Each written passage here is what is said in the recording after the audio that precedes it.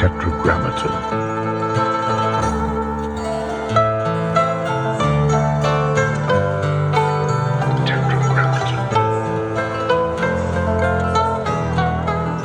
I love technology and engineering and science because I would just spend every weekend as a kid reading things that were way, way above my pay grade. Like I didn't understand half of it, but I felt like I could.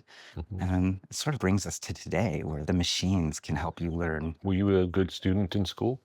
Yeah, I mean, I didn't realize this at the time. Like my childhood was so rough that I guess I viewed getting good grades and going to college and Your way out. that was that was the light at the end of the tunnel. That was always what I thought when I was a teenager. Like I was suicidal. I hated everything about, but when I was in my computer, I could go in my code cave and I had control, and everything in my life outside of that was tumultuous. And I just didn't know when I would catch a beating for no reason or whatever. But when I was in front of my computer, or even when I was in school studying algebra or calculus, it's like, oh, the world is so beautiful and well arranged, and I can understand it. Yeah, order. Yeah. When you would be on your dad's computer, would you play games or would you build things? I guess games were my first love. What were the games then? Oh my gosh. Like Spy Hunter on the Atari, I guess. But I really loved adventure games like the Monkey Island games or the Indiana Jones games. The old Sierra adventure games were really fun because I didn't want just like the arcade. I wanted a story. Like I loved sort of this idea that you could inhabit another person's life. Today, what people play that I love is like, Red Dead Redemption 2, for instance, one of the best games. You still play games? Yeah, I love those types of games because like the narrative story and you can inhabit someone else's world and reality. It's back then I viewed it as like a nice reprieve. What is Y Combinator? Y Combinator is at this point an institution where you apply on the internet and you don't have to know anyone or anything. And you fill out 12 questions, record a 1-minute video. And we have 16 partners who read those and watch the video and try to figure out who are the people who are going to build all of the technology for the next 20 years. How many people try to sign up? Yeah, it's 80,000 applications a year for about 800 spots Wow. per year. We invite you to come to San Francisco. We'll meet you for 10 minutes. It's usually 2 partners in there. And 10 minutes goes really fast. We just want to know, what are you doing and why is it going to be you who does it? What are the backgrounds of the 2 partners in the room? Usually, I mean, every partner at YC actually went through the program themselves. Great. And created a startup. And in a lot of ways, they made something people want. So we went and did it. And then we're back trying to help the next generation go do that. Tell me about your experience of doing it. What do you remember from your 10 minutes? Oh, man. I remember sitting down with the founder of YC, Paul Graham, and his other co-founders. They basically wanted to see the demo. And so my startup, you just took a photo on an iPhone and you emailed it, and then you got a blog. And so that was very easy to demo. And then I think they got it immediately. So once someone understands what something is and why people would use it, that sort of answers the big question. On the first day of YC, you get a t-shirt that says, make something people want. And if you look at the 10 minutes, that's all we really care about. It's like, is this person going to make something? And the craziest thing is like, that's easier than ever now. Like everyone can make something. Yeah. And then the second part has become much harder, much more important, much more difficult to get right, but much more important to get right. It's something people want. Was Paul Graham the founder of YC? Yeah, he was the founder. Tell me about him. Oh, he was sort of this really brilliant polymath. I think you would really dig him. He wrote a book called Hackers and Painters, which is the perfect polymath book. He's a hacker, but at the same time, I saw him recently. He was saying that he built one of the best classical art collections in all of England. He lives in England now. So how cool is that? Like he literally wrote the book on Lisp. Lisp is one of the most respected sort of hardcore programming language from the 70s. I would say that Lisp is sort of for programming languages what CBGBs was back in the day. Cool. I mean, it's just anyone who's legit. Ground zero. It's ground zero. It's legit. It's if you know how to program and care about the code, Lisp. and he wrote many books on Lisp, literally called On Lisp. And so we went that from there to business, where he said, "How do I solve the money problem?" He was a PhD at Harvard in computer science, and then afterwards he said, "Well, I need to make my way in this world, and I'm not going to get there by painting, but I do know how to program. So how do I turn programming, which is its own craft and art, into commerce?" And when was that? I guess it's like early to mid 1990s. Hmm. So he actually was one of the people who created the first web application. Wow. So the web was new, but then he realized, well, I don't have to just make a static HTML page. I could just hook it up to a program. Today, you think about the web or the internet or a computer program, and it's synonymous with I open my browser and I'm going to go to this thing. But he was the first person to actually Do hook that that. up. Yeah. That's amazing. And it was to make what ended up becoming Yahoo stores. So it was, helping other people build businesses and online businesses. I didn't have the words of I need to solve the money problem until I read it in his essays. And I found his essays on the internet. Now all my friends are sort of in that world. People sort of talk about YC as a little bit of a cult, I guess, but I think about it a lot because is it a cult? Is it like an ideology? It could be a It religion. seems productive. Yeah. Well, that's what we're trying to make it. How is it different than other VC offerings? I mean, VC is a very interesting thing because to me, it feels like it's stuck in the 1970s or the 80s. VC didn't exist really going back more than 50 years. And then the legends of the space, they're sort of, I felt like they're bankers, they're all dressed up and buttoned up. You ever hear the story of like Fairchild Semiconductor? I think they literally wrote a bunch of letters to a bunch of bankers they knew in New York. And then one of the people who replied was Arthur Rock, who was also the guy who ended up funding Apple later. Wow. And so there's a long lineage of that, but I think it's like really evolved from that. I think today the best investors in the world are people who are actually former builders instead of bankers. And I think that vibe matters a lot. There's a lot more to the world than just the dollars and cents. Like the dollars and cents come after you make something people want. Yeah. So I think if I had to describe like, well, is YC just another VC? VCs, when it's just about the dollar, I guess the analogy would probably be like public company CEO of a media company. Those people kind of their job is to only make the dollars go up and that's it at any cost. Whereas when we're early, we don't have to be like that. And in fact, if you try to do that early when people don't have an idea yet, you'll kill it. So how does it work? People answer 12 questions. 1% get invited to a meeting? Is Oh that yeah, about 3 or 3 or 4%. 4% get Yeah, invited to meet? You and then meet for 10 1%. minutes. Yeah. Yeah, only 1% actually get an offer to be funded by us, and we give them $500,000. It is an investment, so we end up owning 7 to 9-ish% of each company. How much is it about the money versus what else YC does? I mean, there are lots of places to get money at this point. What you can't get anywhere else is actually a community of people. And when you're early and you don't know what you're even going to build yet, the best thing you can do is surround yourself with other people who are actually builders who have been there. And then it needs to be sort of a safe space where you can talk about what you're doing. And we try to enforce that actually. It's Beyond the fact that money is more readily available now than it used to be, is money less important now?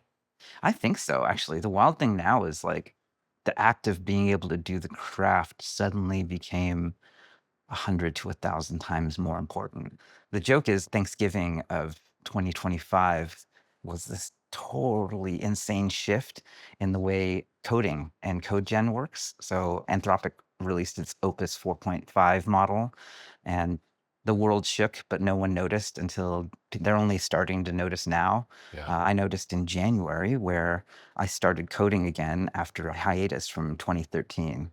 And right now, I am about to do about 100x the amount of work coding, writing software that people can use than the whole year of 2013. Wow. So imagine like if there were 100 people in Yeah. this room would be packed to the gills. Like you Yes. probably couldn't fit 100 people in the room that we're sitting in, but that's how it feels when I'm sitting in front of a computer right now. Wow. I've released 2 different open source projects in the last 60 days. one of it, which GStack is actually used by 30,000 people every single day right Unbelievable. now. And it's free. I just gave it away. And then 11 days ago, I released another thing called GBrain, which is my knowledge memory system.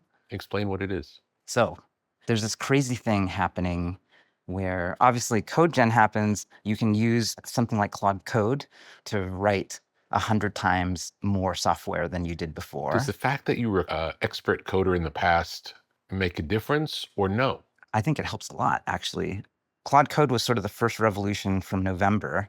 And then now there's this new phenomenon that only happened since November, I would say, where there's this other thing called OpenClaw, which OpenAI just bought. And it's an open source package, though. So I think they basically just kind of brought the people in. Mhm. Started by this guy named Peter Steinberger. I mean, it's a social movement at this point. It's actually very anti-corporate. It's like the definition of open source from the bottom up, and I'm a total believer in it now. And the ridiculous thing is, I dressed up in a lobster suit for our podcast, The Light Cone, and the internet didn't seem to like that very much, but I didn't care.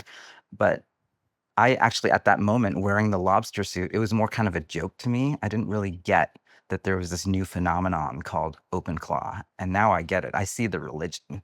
So, do you know the movie Her? Yeah. Would you want to own a version of that AI from the movie Her, where you have control of the AI, or would you want to use it controlled by the corporations? Oh, obviously, it's always better to control things Yeah. yourself. So that's why OpenClaw is so powerful. I use this example all the time. I mean, do you use an iPhone? I do. Do you use Siri? I don't. No one uses it. And the reason why is it turns out Apple isn't great at doing that stuff. But what if I told you that I'm going to release like an open source version of it that actually works? And that's what I've basically been working on the last 11 days. Like if this thing, that's what GBrain is. It'll actually connect into your email, contacts, calendar. It read my Apple Notes for like the last 18 years. It read my Wow. emails. It Wow. went and looked at my calendar for the last 18 years. And then it mapped everything. It looked up all the people I've met. It actually checked up on them and be like, here, this, you met this person a few years ago. This is what they're up to now. Amazing. So imagine this AI, but instead of the AI that some corporation owns and uses it to surveil you, it's like you literally own it. You own the code, you own the data, nobody else has access to it. And then you can actually tell it to do stuff and you can program it yourself. So yeah, we're in the And middle you of, don't need to know how to code to do it. Is that correct? I mean, I'm trying to figure out how to make it so that anyone can do it. So that's some of the experiment that I'm in the middle of right now. So I released this 11 days ago. It's got 8,000 stars on Great. GitHub. The analogy we've been using is when the Apple II came out by Apple, the thing that made Apple as a company was it was actually the first commercial usable version that a non-engineer could use of a personal computer. That moment hasn't happened yet for AI. Right now, it's still corporate. It's still very, very expensive. It requires a lot of customization. You have to hire all these engineers to run it for you. And then this maps to how computers were back in the 70s exactly. Like Steve Jobs literally grew up and lived in that moment and age when him and Steve Wozniak were sitting in a garage in Mountain View creating Apple Computer. They were at this moment where they had to solder a breadboard to create the Apple One. And before that, it was these giant room-sized Yeah. computers. And no normal human being could have one for themselves. Only institutions and corporations. Yeah. So we're exactly at that moment again, and at a much more powerful sort of technology. I think personal computers did revolutionize the world. And then this is like the next revolution. It's happening right now. The Homebrew Computer Club for AI is happening right now. And anyone can actually come in and be a player and a part of this next revolution. Tell me every tech revolution you've lived through. Oh my God. I mean, well, I was born in 1981. So I guess I was born during the personal computer revolution. My first computer with my dad, because my dad really loved, I mean, in retrospect, I really thank him for being Yeah. really into that because, Lucky. it's super lucky. Worked out. Yeah. I remember hearing about Kanye early on, like managed to get some early audio equipment. And that was actually a part of becoming someone who can make music. So I feel like me getting a PCXT when I was 5 years old, I didn't learn how to write with a pen. until later I learned how to type. And the first story I ever wrote was, I think, in WordStar 3.3 on a IBM PCXT, which was very funny. But yeah, the personal computer was a really big idea before only digital or IBM or just these giant organizations like your university or a giant corporation you worked at would let you timeshare. And it was like very, very limited and it couldn't do a lot of stuff. It's kind of funny because we're sort of exactly in that age with AI. And you see a time when that will be democratized? Yeah, that's the open claw moment. Like, I think that that's happening. That revolution is happening right now. I think a lot of people, a billion people, are using ChatGPT. And the wild thing that I see that a lot of people in tech are seeing, just beginning to see, I mean, there's probably 1,000 of us in the world that really believe this, but everyone is going to run their own AI agent that is totally under their control that they program. Will it still be connected to either ChatGPT or Anthropic, or not necessarily? Not necessarily. For now, I think it will be, but the hope is you'll be able to choose. I think that that's actually going to be one of the big enduring questions in the next few years. There's sort of this nightmare scenario where one company or one entity or just one government has control of the biggest and best and only super intelligence. And I think in that unipolar world, really, really bad things will happen. But the good news right now is it doesn't look like we're on that trajectory yet.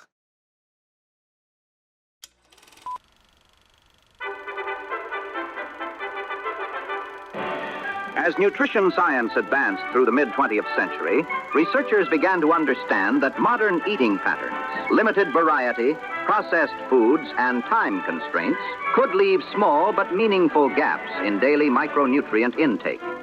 Today, large population studies confirm that approximately 90% of adults fall short on one or more essential vitamins or minerals. AG1 was formulated in response to those findings. Each daily serving provides more than 75 vitamins, minerals, and whole food sourced nutrients, including vitamins A, C, E, B6, B12, magnesium, zinc, selenium, and iodine. A scientifically developed formula backed by nutrition research and delivered in forms the body can readily access. Because utilization depends on absorption, AG1 also contains probiotics to support gut health and digestive function, helping the body make effective use of what it receives. AG1 contains no gluten or dairy, uses no genetically modified ingredients or artificial sweeteners, and is suitable for a wide range of dietary approaches, including plant-based, paleo, keto, and low-carbohydrate diets. Available in single-serving packets for when you're on the go. Manufactured under strict quality controls, every batch of AG1 is tested to confirm its composition, nutrient levels, and the absence of contaminants, ensuring reliability from one serving to the next. It's no wonder AG1 is trusted by the world's top athletes and experts. What was once a futuristic concept, daily nutritional support in a glass, is now the result of applied science. Learn more at drinkag1.com/Petra. Do it today.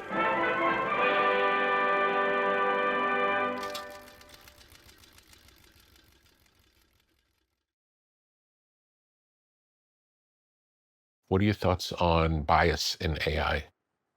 This is where control matters a lot. So, and actually, this is a very interesting debate, right? There will be people out there who say there should only be one AI, and I want to control it.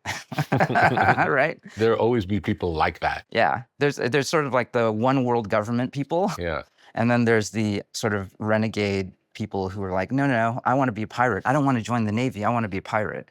And personally, I'm team pirate.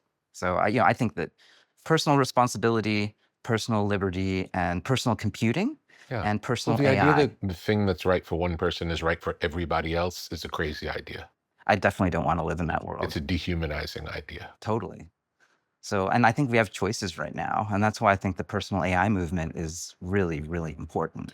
Now, there was an open source AI that came from China maybe a year ago, Oh yeah. Those are model companies like DeepSeek or Quen. How did that change things when they appeared? It scared the crap out of everyone, and NVIDIA stock went down by 10%, and I bought on that day, which was funny. So I think there are two things happening. One is that it's good for the pirates. It's good for Team Liberty Yes. because it showed that there can't be just one. There can be many model companies out there, and that's going to be really important. But the second thing that is scary and maybe bad is that the reason why the Chinese companies are able to do that is they're actually stealing the intelligence right out of the giant American model Wow. companies. So two things can be true at once. It can be true that, and ironically, Chinese companies that are operating outside of the American and Northern American and European hegemony of copyright law can do this, and then they can release it. And then at the same time, they're sort of doing a thing that is not totally clear that should be legal or good. Aren't all the American companies built on stolen material as well, though? Yeah, that's a strong argument. Yeah, I mean, you could say that's fair use, and it's kind of odd for the big model companies to come and say, actually, this is just our copyright. They didn't write anything. Yeah. They didn't create anything. They just bunched it up. That's right. Yeah, they brought it together. Aggregated it. Yeah. So, and on the one hand, we're all really, well, not everyone's glad that they did it, but Yeah. I think that it's clear that there is a lot of value to it. It's a really powerful tool. And then that's the debate. As we're sitting here, it gives me pause that Sam Altman had not one but two different violent incidents at his home in San Francisco. Tell me about that. I don't know anything about this. Someone threw a Molotov cocktail Wow. at his house. Mhm. And then literally the next day, after all of the news media published photos of his house and the address, there was a drive-by shooting. Wow. Yeah. I mean, no one hurt. Obviously just property damage. Why does the mainstream media have such a hatred of technology? I mean, on the one hand, it sort of makes sense. The mainstream media has really suffered from the death of ads. You can trace it to journalism being actually broken down by, I don't know why people don't give Craigslist a little bit more shit for this, actually. I mean, you can directly trace the decline of ad revenue to newspapers to Craigslist. And on the other hand, I think people are pretty happy that they can go to Craigslist and sell their toaster. And Craigslist is free. So I think there's a lot of paradoxes in how technology comes out into the world right now. And that's a good one. Yeah. What are you supposed to do? Like, were we supposed to protect the newspapers? Were there supposed to be laws that prevented this from happening? On the other hand, Craigslist is free and it's giving a service that people are using that is way superior to having to call up the newspaper and pay $20 just to sell your car or something like that. So what should the rules be? Things change. Is that okay? And then I always think about, are you familiar with this funny management book? It's Who Moved My Cheese?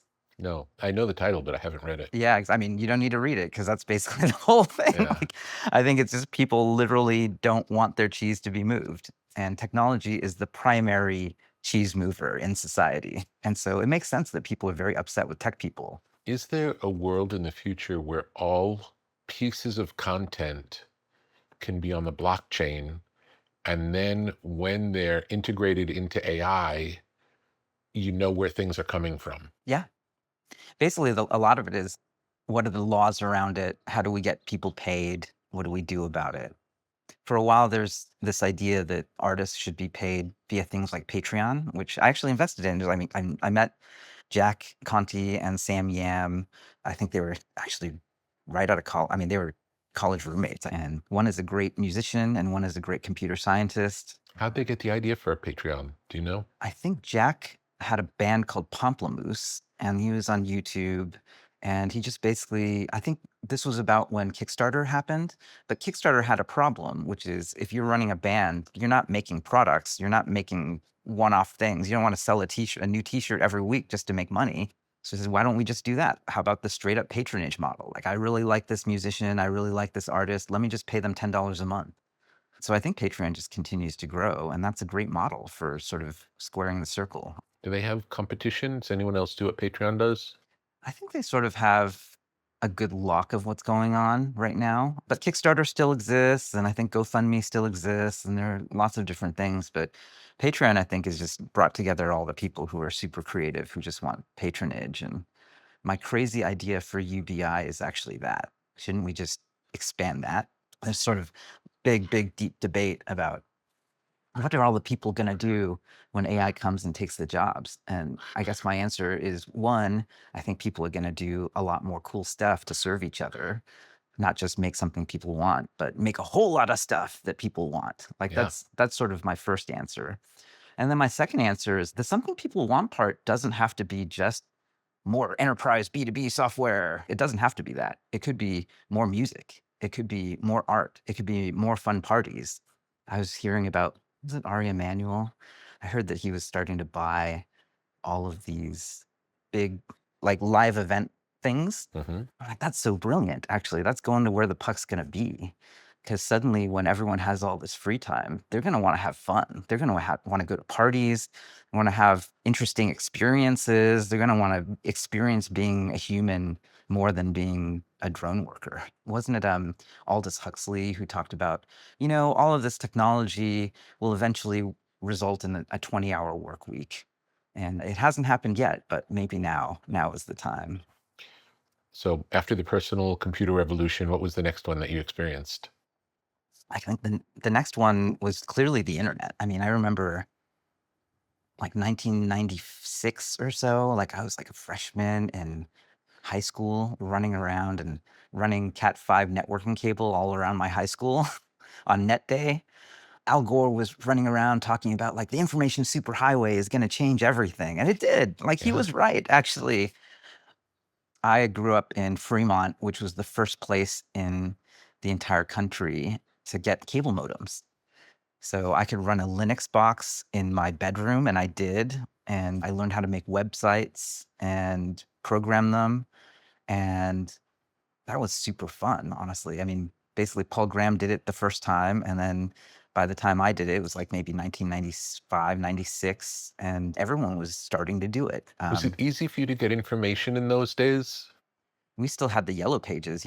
My funny story is my first job, we were living in apartments, and I looked around and I looked at my brother, who was 3 or 4 at the time, and I was like, man, I don't want us to grow up in an apartment. The American dream is that we should live in a house. So how do we do that?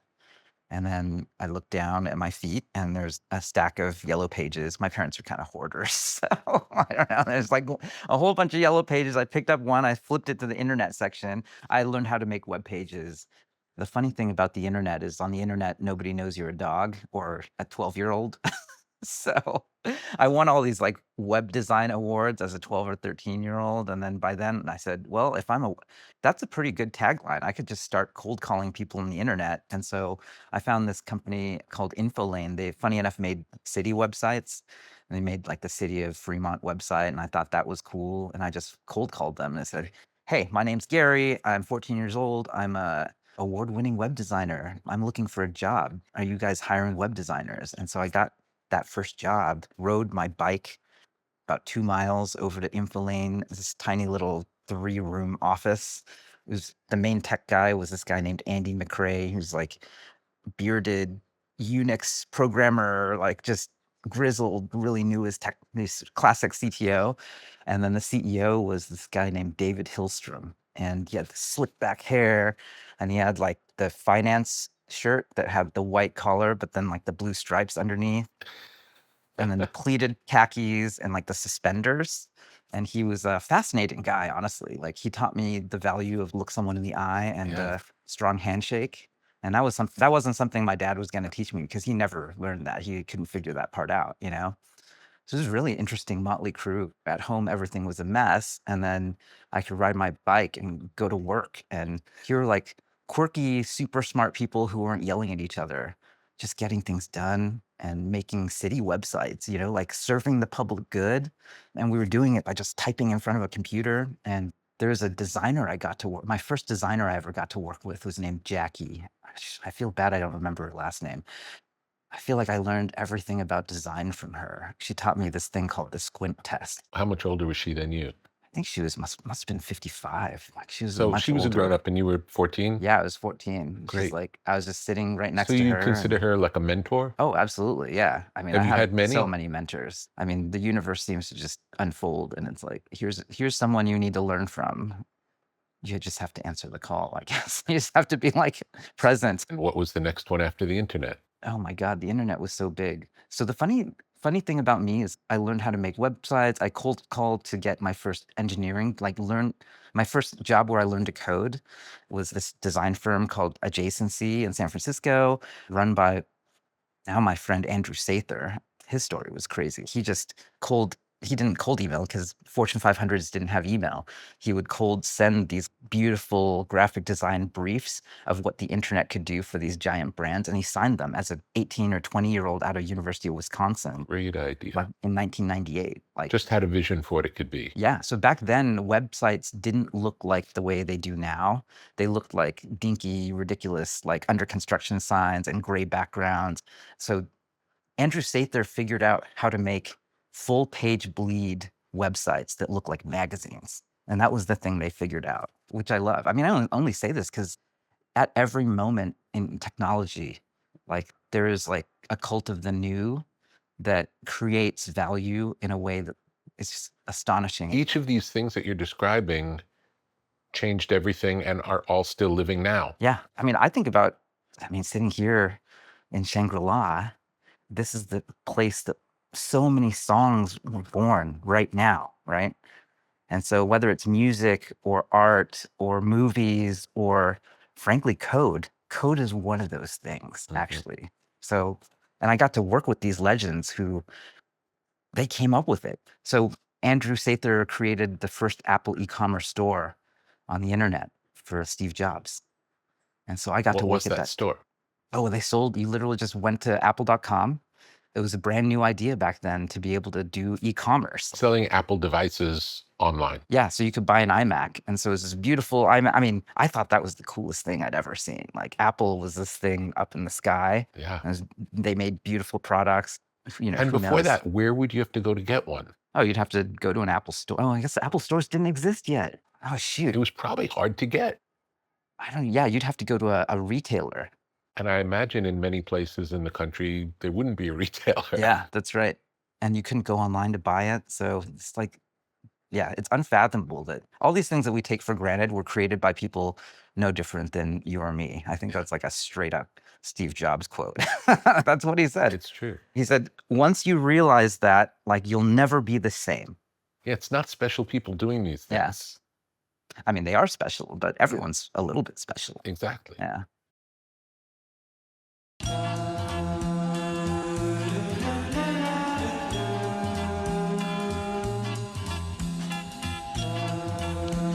LMNT, Element Electrolytes.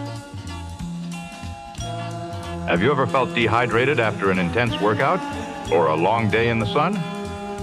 Do you want to maximize your endurance and feel your best? Add Element Electrolytes to your daily routine.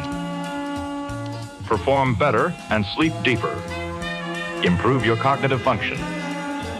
Experience an increase in steady energy with fewer headaches and fewer muscle cramps. Element Electrolytes. Drink it in the sauna. Refreshing flavors include grapefruit, citrus, watermelon, and chocolate salt. Formulated with the perfect balance of sodium, potassium, and magnesium to keep you hydrated and energized throughout the day. These minerals help conduct the electricity that powers your nervous system so you can perform at your very best. Element Electrolytes are sugar-free, keto-friendly, and great tasting. Minerals are the stuff of life. So visit drinklmnt.com/tetra and stay salty with Element Electrolytes. LMNT.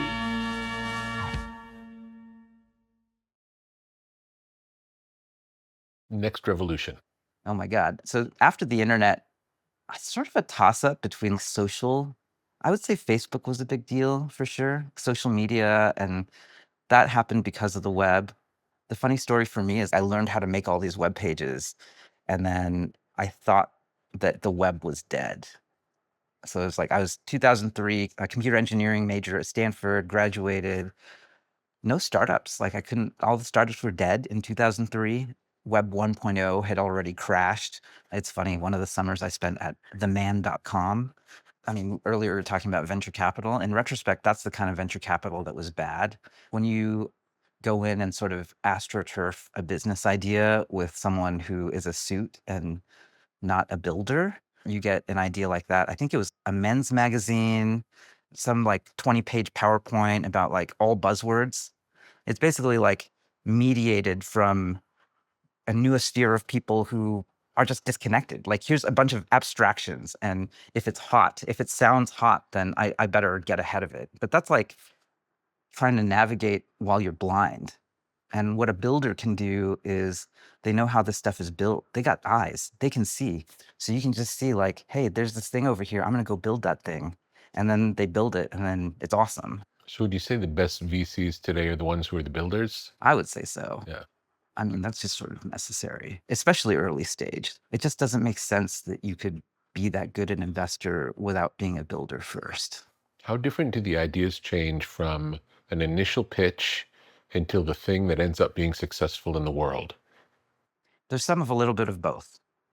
Someone like Tony Xu from DoorDash, that's what they were, and that's what they were always. And then there were like little adjustments along the way. They said, we're going to be the best food delivery. And then the micro pivot there was like, as everyone else was working on cities, they said, oh, we're going to do suburbs. And just that little shift allowed them to grow really, really fast and beat everyone else. Sometimes it's like Brian Armstrong at Coinbase. He came in and said, I believe that Bitcoin's going to be really, really big. Mm-hmm. And then he just worked backwards from that. And so the first version of what he built, I think it was called BitBank. All he was trying to do actually initially was build a Bitcoin client for the phone. And then this is like the act of the founder. You know, you're out there, you're trying to make this thing, and then you realize, oh, it's not going to work. You know, the whole Bitcoin client can't fit on an Android phone. And even if it did, you'd have to sit there, leave it plugged in for 5 hours a day just to make it usable. I mean, okay, that's not going to work. Let's turn around and make it work on a server. And then he did that, and it again didn't work. And he said, well, why? It's actually really hard to get Bitcoin. I built a thing that holds Bitcoin, but how do you actually get it in there? And then he went and did that, and it became Coinbase. Amazing. So these things always evolve, they always change, and really great founders seem to be able to just ask the first principles questions and then go after that thing. Walk me through the 13-week program. Oh, yeah. We're in week 2 right now of the spring batch. Honestly, most of the first 10 weeks is just building. So you come in, and this is fresh in my head. We just went through the basics, and it's funny how much you have to do the basics, but we have a bunch of really experienced, successful former founders who are coming back and doing YC again, alums. And it's funny to watch them have to go back to beginner mind. So these are people who are going through the program a second time? Yeah, totally. So some of our best founders, like Parker Conrad of Rippling, came back through a second time. And increasingly, alums are coming back and doing YC again. Do you think they're doing it for a nostalgic reason, or because they get something specifically by doing it? I mean, I think the YC batch done right is a little bit more like a revival or an experience than an educational product or something like that. I think it's an experience. And then our reality is constructed entirely with other people. And so the number one value the first few weeks is actually disconnecting from your normal rhythm and saying, okay, I displaced my entire life. I'm coming over here. I'm intentionally going to work on this company, and I'm going to create a thing for other people to the exclusion of everything else. And I'm going to focus on just that. And that alone is so valuable, because otherwise, you know, the first thing we say is like, in every other context, your best friend calls you and needs to move and needs your help that weekend. Now you've got an excuse. Yeah. And the answer is, sorry. Yeah, it's always tomorrow. Yeah. Right now I'm doing a thing.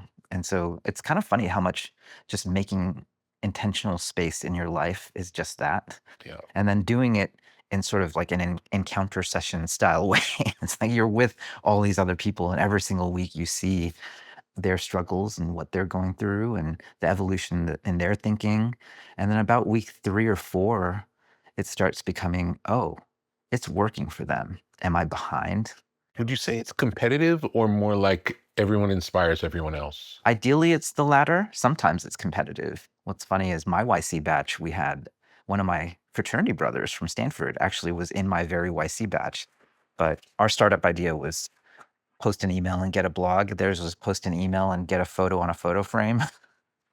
And so we were competitive with them. Like I knew that they were going to launch and we needed to launch first, you know. Parker Conrad talks about that during his batch for Zenefits. He was doing health insurance for business.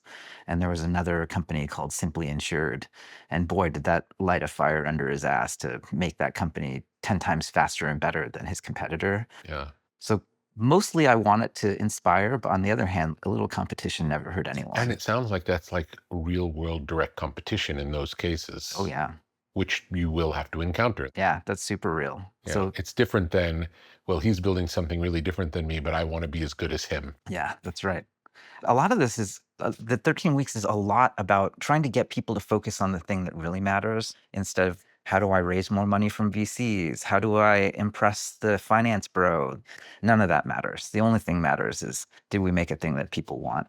Going hard must be much more palatable knowing in 13 weeks this is over. Yeah. It is a process. I mean, most of the companies, the median company raises $2 to $3 million. On the high end, people raise $10 to $20 million after 13 weeks.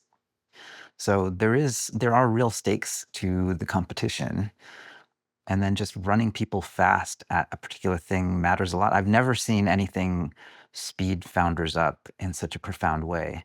I spent a couple of years sort of in my wilderness years. I spent about, funny enough, it was 7 years in the wilderness. It sounds ridiculous to call it the wilderness. I started my own VC fund that was very successful called Initialized. And during that time away from YC, I would try to do pre-seed. I'd meet teams that I really loved and I'd give them $500,000 and I'd say, go, like, here's all the essays. Not the same. Yeah. And I'd meet them every week, but they're in the co-working space, in the WeWork, and they're, you know, sitting there in the coffee room, like hanging out the way they used to when they worked at Microsoft or something. And it's like, it's not, you haven't changed anything yet. I imagine it's the same deal with just any creative profession. It's like, just get yourself out of your head. Yeah. Change your location, change the people you're with, change the way you think about things. And that's my only explanation. Like I would try to pre-seed people and get them to speed up to startup speed, and it would never work. And then finally I'd get frustrated and say, okay,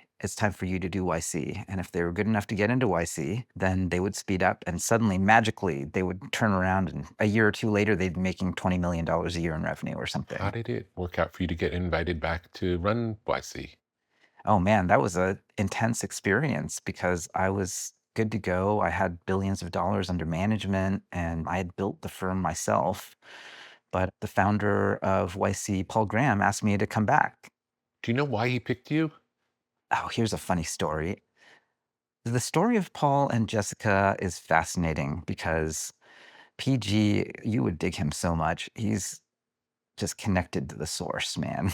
Everything about YC that he designed has that quality about it. It's thoughtful and not ostentatious and concise and spare. And I guess that's what brought me back. And then I think YC itself way exceeded his expectation for it. I think he's a billionaire many times over from starting YC. And it became sort of clear by 2013 or so that that was true. How many years had he done it? For 7 years at that point. So he himself went through a 7-year journey starting and running YC. He had young children, and I didn't realize it at the time, but I was working at YC. I was sort of one of the protégés. And then Sam Altman of OpenAI fame also came up through the first YC batch in 2005. Paul famously wrote an essay about him. He made a list of 5 top founders of our generation, and he put Sam on that list when he had not created all the things that he's created since yet. So at the time, it was very controversial in our community because Sam... clearly he could see it. PG's connected to the source, man. He called it. He called it. In 2013, PG brought me and Sam and my fellow managing partner, Harj Tagger, out to dinner at Fuki Sushi. At the time, he was looking for a successor. YC had become so big and so like an institution that it was too much work for him. And he never really intended on that being like the only thing he ever did for the rest of his life. Yeah. Plus, he had young kids. And so he went to each of us in turn and said, who do you think could run YC? Harj and I come from, I don't know, basically immigrant backgrounds. And for me, I've just been on, I'm a very late bloomer. I feel like I'm still in the process of blooming as it is right now. Like I'm still discovering who the heck I am and how do I I connect with hope my that body. never ends because Yeah. there's something beautiful about that. Oh, yeah. That's a great state to be in. That's true. I wish I did it earlier. That's the problem. Like I would be more, things would be better if they could always be better. But the point is, Harj and I looked at PG and said, nobody, man, you got to do this forever. And in that dinner, Sam Altman said, I could do it. And he did it. He took it over, which was awesome. I remember Paul. And how long did he do that for? 2013 through 2019. And then that was when OpenAI took a life of its own. And Sam had to choose. Yeah. And honestly, like as it happened, I have to give it to Sam. I have to say it. We were rivals. Honestly, sometimes he was kind of a jerk to me, but I realized that was just a part of the thing. That's part of the grand plan and the game, He called it. I remember working for him in 2014 before I had decided to leave. And I said, every meeting he'd come back and he'd be talking about AGI. Like he met Elon, he met Larry and Sergey, and the world unfolded to him in a way, like when he became president of YC. I didn't understand it at the time. I'm like, hey, Sam, we're just trying to like fund some startups over here. Like, that's cool, but can we talk about this B2B SaaS thing? And then I hate to say it, but I look at the 2014 version of myself and it's like, shoot, man, you were the Salieri and Sam was the Mozart. He was there and he heard it and he saw it and he said, that's the future. And then we're going to go get it. I have to give it to him. He did it. And it was like one of the fundamental lessons for me in my life. I think I'm trying to like embrace, there was something that blocked me, closed me off to what was clearly going to happen. And I was there. So much of tech and so much of my life day to day is improv. It's like a yes and. You're sitting with founders, very creative people. And it's like, whoa. Instead of saying, no, it's not going to happen, I should be saying yes and. It's like, oh yeah, how does it happen? And if it happens, what happens, right? And it's just funny to think about that 2014 snapshot for me sitting in the YC partner room with Sam and like all the other partners who were working at YC at the time under Sam. The vibe was not yes and for Sam. The vibe was like, why is this guy doing this? And so that's actually one of the things that keeps me up. I run YC today, and I want to run that room in a very different way. Yeah. And I realize sometimes I'm the one who's bringing that what the heck is going on energy. And like people are thinking that about me. I think YC is very interesting. It sounds like you might not want to use him as the example of how to do it. Maybe not. Yeah. I think he's learned a lot. I think he's become a different leader. I think that he's taking a lot of shit right now. And I really feel for him and his family. On the other hand, he doesn't deserve what he's getting right now. Was it hard to go from a founder to doing something like running YC? Do you miss the day-to-day of your thing? Oh, yeah. I get to have my cake and eat it too at this point. Yeah. Because I'm you're doing, open sourcing things. I'm open sourcing it. And then honestly, it's turning into the next thing that will bring people in. Like I found Paul Graham and YC because of Paul Graham's essays. And Paul Graham's essays are still about a third of all of the applications that come in. When were the essays written? Throughout his life, starting, I think, in the late 80s or early 90s. Tell me about do things that don't scale. Oh, yeah. I think a lot of the things the advice that you hear that some of it is like we give away all the advice for free. That's been a long debated thing inside of YC. VCs don't do this. VCs like to say that this is this is an institution. Closed ecosystem. Yeah, you got to get our money, and the only way we're going to teach you how to do anything is you got to come through us. And they're gatekeepers. And then I really want us to not be like that. And I think YC has never really been like that. You go to any other incubator or even any other VC that does this job and helps founders, and you look at their curriculum, it's all our stuff. Because we give it away on the YouTube channel. There's 2 million subscribers on there. And I think we want to just keep doing that, honestly. We want to just like arm people with the knowledge to go and create this stuff. How cool is that right now? That Amazing. the tools are way more powerful now than ever, actually. So much of today's life happens on the web. Squarespace is your home base for building your dream presence in an online world. Designing a website is easy, using one of Squarespace's best-in-class templates. With the built-in style kit, you can change fonts, imagery, margins, and menus, so your design will be perfectly tailored to your needs. Discover unbreakable creativity with Fluid Engine, a highly intuitive drag-and-drop editor. No coding or technical experience is required. Understand your site's performance with in-depth website analytics tools. Squarespace has everything you need to succeed online. Create a blog, monetize a newsletter, make a marketing portfolio, launch an online store. The Squarespace app helps you run your business from anywhere. Track inventory and connect with customers while you're on the go.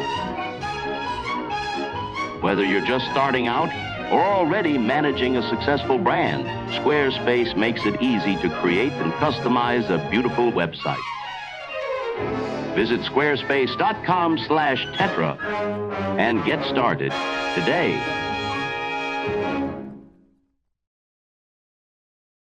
How similar are the pitches that you get each semester? Are there a lot of the same idea? Oh, it's tons. And then the first thing we have to do is try to get them on something that's more unique to them. And do you give feedback? Oh, yeah. No, I mean, one of the top things that we started doing the last 2 or 3 years once I came back is we have to meet people one-on-one. A quarter of my team right now is in India, and they're in New Delhi. These people are cracked, man. They're so smart. They're like 22-year-olds, PhD candidates. And then the most interesting thing, my partner Ankit Gupta just put in Slack that I was just like, that's fascinating. It's like they're just working on 2008 Web 2.0 ideas right now. They're like social networks and tutoring marketplaces, which is very funny because in the history of YC, I feel like that's one of the most common ideas. I think the founder of Dropbox famously in, what year was it? 2006? He was at MIT and he was working on a tutoring business, and he met Paul and Jessica, and Paul and Jessica said, "You're the right person to do a startup, but like you should not work on tutoring, man." And then he ended up coming up with Dropbox. So it's very funny how same as it ever was. Like people are still doing social networks and photo sharing apps and tutoring businesses, but they shouldn't. They need to work on things that are truly unique to them. Do you get any really fringe ideas that are unlike everything else? Oh yeah, all the time. The craziest one that's doing well and might actually pull it off, there's a space fusion company. What does that mean? Literally, there are these nuclear scientists at the national laboratories, and they're in their late 30s, early 40s, but they'd been working on fusion at the national labs for years. And they came back with these simulations from their research. Fusion on the planet is very, very expensive due to gravity, but they have a simulation and a design that shows if you're in space, you can do real fusion at a scale that is actually viable. And they have to see about it. It's kind of like falling in love. You're like, oh man, should I change my flight? Or, it's like, this is off my plan, man. Like, this is not what I was trying to do, but like, I gotta see about a girl, right? That's what it feels like for some of these founders. Yeah, that sounds great. Yeah. So they're off. They raised, I think $4 or $5 million, and these are not normal beaten path, worked at Google, went to Stanford kind of people. They are actually the smartest possible scientists to do it. And in most cases in the world, like 99 out of 100 universes, those guys don't get to raise $5 million. But Yeah. because YC exists, those guys are up and running. And if they succeed, we will have fusion in space, which is Amazing. wild. And I don't know if it'll happen, right? They don't even know if Yeah. if the simulations can actually happen in real life, but we have to see about it. Yeah, that's We got to exciting. find out. Are the people who get picked more likely to be the ones who come up with the idea that you've not heard before? The idea is a function of the people. In those 10 minutes, if we don't learn anything, then it's probably a no. Really, really smart people, the people you really want, they're really high agency, and then they're also just so perceptive. I guess they're connected to the source. That's probably the hardest thing. It's like, you know it when you see it. Like Yeah. you meet someone, it's like that person is connected to something beyond. Yeah, they can like, feel it. It's even beyond thought. It's some other thing. yeah. So when you meet people like that, I mean, when I met Brian Armstrong, I was like, oh my God, there's something going on with that guy. Typically, would you say, is it more about the person than the idea? I think it's more about the person. Yeah. What are they about? You have to be about something. You have to have a thing in you. And I realized, like, actually, I can spot that in other people. You just spend time with people, and it's like, man, you got some sort of nuclear reactor in there. Just don't lose containment. Yeah, let's figure out how to use it for good. That's right. So if a founder gets accepted, what happens next? They move to San Francisco. I feel like San Francisco itself is a trip. It's so much more open. The number one thing that people describe when they come from any other place in the world and they come to San Francisco is that they're not weird anymore. If you came to do YC, They don't feel like outsiders. yeah, they're insiders. Like suddenly you're surrounded by people who believe that they can actually poke the universe and have it pop out someplace else. And there's very few places in the world where that really happens. Everywhere else, it's like tall poppy syndrome. Don't try to do this. Who are you to even believe that you could do this? What do you think makes Silicon Valley Silicon Valley? It's earnest nerds just making a thing that people want. And then How did the nerds end up there in the first place? I guess you could argue that it was like basically all the semiconductor people. Basically, it was post World War II. A lot of research and development happened. Hewlett Packard started out of Stanford labs. There's just sort of this long percolating thing where you had the smartest people in the world collect in a particular place to do a particular thing. Is there a government aspect of it or no? Oh, definitely. I mean, the internet was all defense research. The internet exists because DARPA gave a grant to experiment with communication systems that are more resilient than telephone if there's nuclear war. So if you needed that, then you needed something like TCP/IP, which is one of the basic protocols that runs the internet today. And so that's why you had these Unix mainframes at every university, and then they would make these links that were not, normal pick up the phone and call them or fax machine and things like that. It was literally, what would you have to design? You'd have to design email. And so there is a deep, long history of defense and primary research dollars going into fun technology that then gets commercialized, and then it becomes the thing that everyone uses. If there was going to be a second Silicon Valley somewhere else in the world, where do you think that would be? I think New York City right now. The reason why we tell everyone to be in San Francisco is the rate of and likelihood of someone creating a company worth $1 billion or more is 2.5x higher if they move to the San Francisco Bay Area. And then it's about 2x higher if they're in New York City. Tell me about the personality of the founders. Is there anything that you see that runs through many of them? I mean, the two traits that I really love to see, one is earnestness, which is very unusual as a trait. This definitely comes from Jessica Livingston in particular. There's this idea that the best founders are sort of hucksters. And I would say 90% of the people that really, really make it are not that. they're actually very earnest about what they're trying to do. And this is in contrast to like cynical or like a snake oil salesman. We're always sort of fighting this war where there are always founders who sort of take it too far. There are always founders who do things that they shouldn't do. I guess the funniest thing to say would be the really, really good ones know how far to take it and not farther. And we just fund so many founders, period, that the ones that don't make it, a lot of times they don't make it because they went too far. Mm. And I'm still trying to figure out what to do about that, actually. Because if you come down too hard, you're going to lose all the weirdos. But on the other hand, like clearly you need to have some sort of consequence. And so we're trying to figure it out. YC is always growing. Like we seem to be growing like Tell me 10 or what you mean by 20%. too far. I mean, just straight up doing things that are illegal I or see. unethical. The hard part here is like the tournaments, every market is so crowded, but I think they're all open again. So there's this sort of interesting time in startups where going back to the waves, you have anytime there's a new wave, we have this idea that it's a blue ocean. You could just do anything, literally anything, and it'd be awesome. Like if you did a social network in 2004 or 2005 and you were good, you could have killed Facebook. Like any of those things could have happened. And then as time goes on, usually like 5 or 10 years in, the companies raise hundreds to billions of dollars. The revenue goes up. It goes from blue ocean to red ocean. Basically, it's a blue ocean when nobody knows which end is up and there's no competition. And then anything that could be really, really big ends up becoming a red ocean. And that became more and more true over the last 15 years. And then AI has basically opened it up and everything's blue again.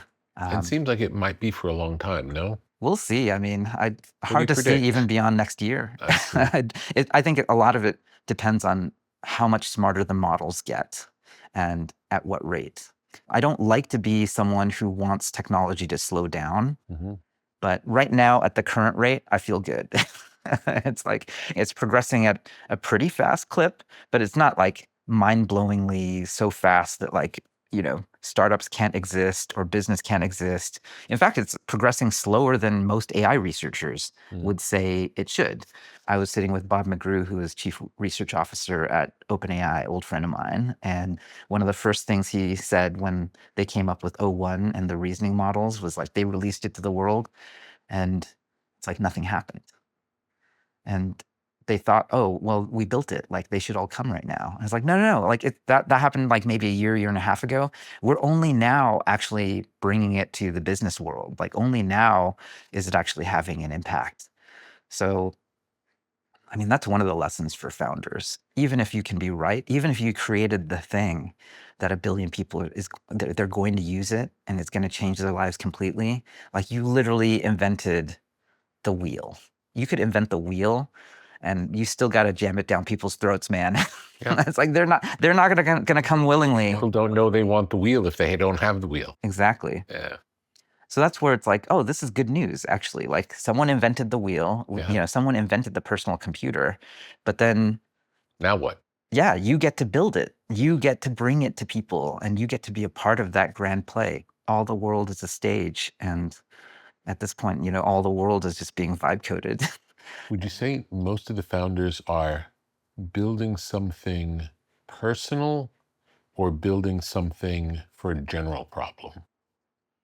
It always starts personal. That's sort of the do things that don't scale, right? Yeah. Basically, a lot of the advice comes from we just see people fail over and over again. And then we just sort of write down the notes. It's like, oh, yeah, just don't do that. Like the reason why YC can be so helpful is there's about 1,000 ways that startups fail. And we've seen all of them and we can graph them on a mean distribution. We can just keep people from doing that. And then there's this classic line from Paul Graham, which has become more and more true, which is as long as you don't die, you will succeed. Like it might take 5 years, it might take 10 years, you know, like if you are just in there thinking about things, if you do good reps, you're going to be in the right place at the right It's just time. a matter of time. Yeah. What happens at the end of the 13 weeks? So that's sort of when you go off and show the world what you got and you see whether the investors want to bite. And we have about $1.5 billion of investors per year who come, and they're investing on average, I mean, anywhere from $1.5 million to $4 or $5 million, on the high end, like $20 million into any given company. I think the median has doubled since I came back to YC. It used to be about $1 million raised at demo day. Now it's closer to 2.2 million per batch. How important is the ability to pitch? Oh, it's super important. And then the funniest thing now, though, is we used to spend so much time on that part. I mean, this is one of the subtle, interesting things. I think that AI is becoming so good. We have these scripts that Coaches people up? literally, I mean, that's slash office hours, but for everything else. This is actually a very interesting model that I think is going to happen across all of society, where we always think about code. All the businesses in the world right now think about like, oh, I need to build software. And that's like deterministic ones and zeros.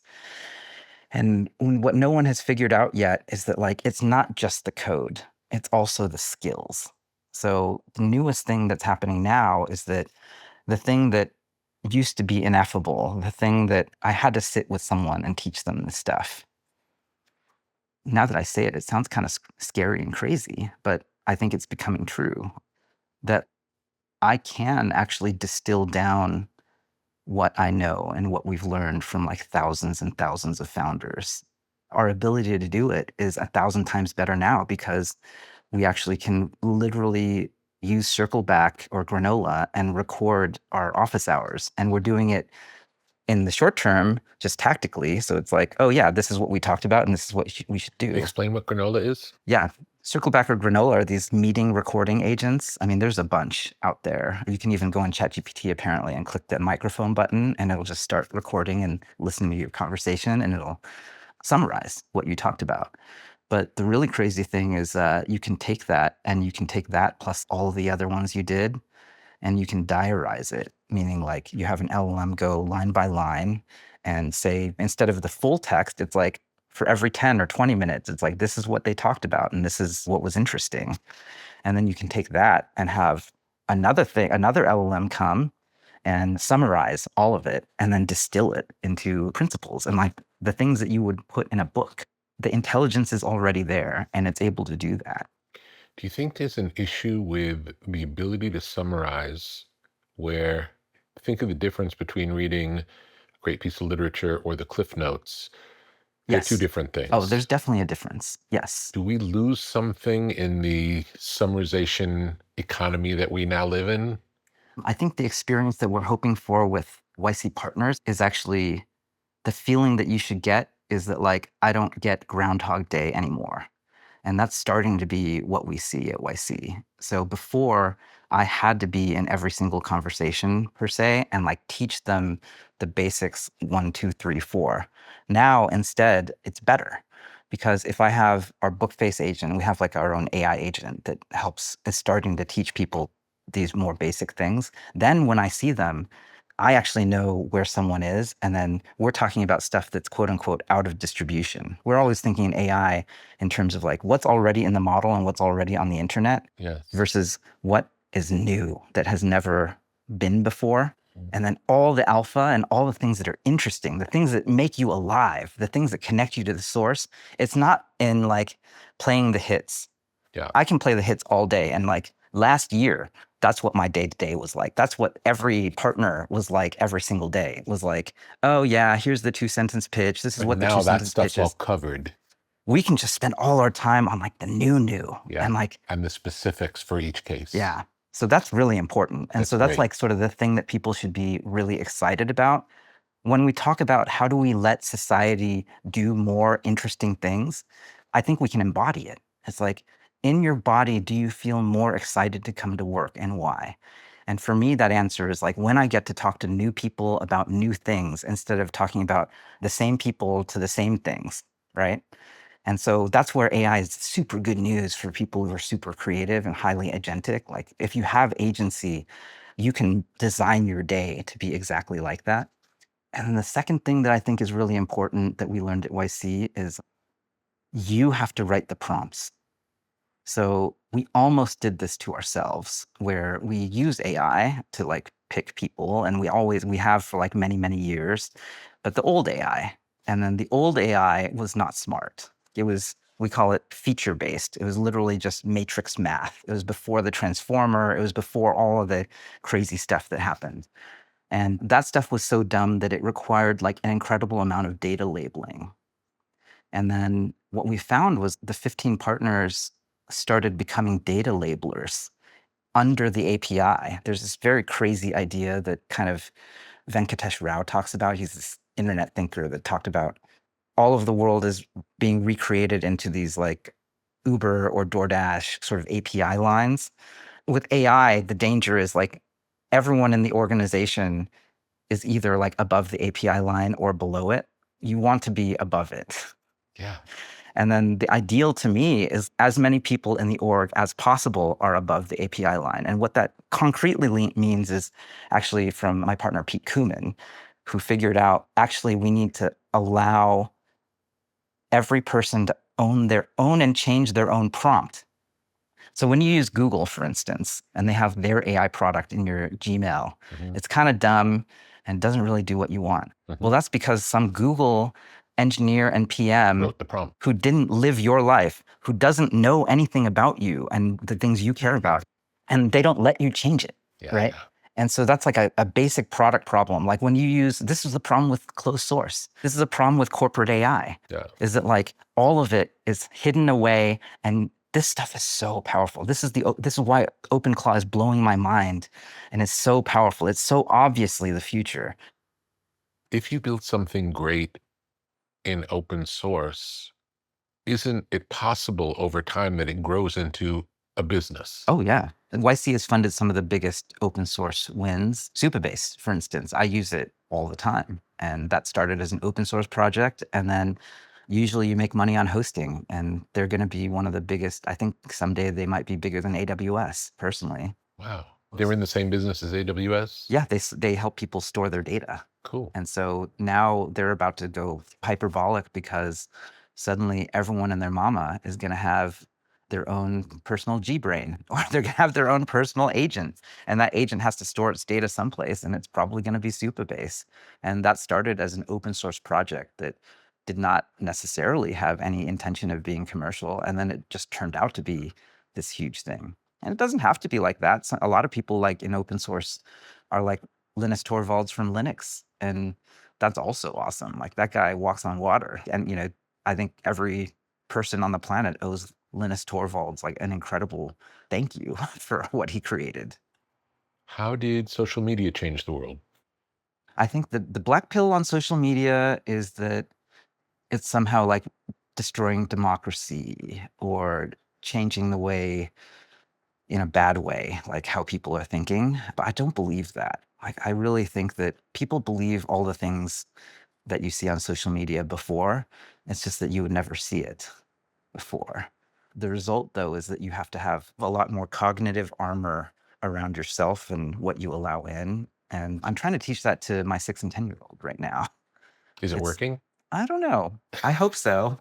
They're really addicted to YouTube. I feel terrible that that's true, but I'm sure a lot of parents are struggling There's with so that. much great stuff on YouTube, though. I mean, they you learn can a lot. learn anything on Yeah. YouTube.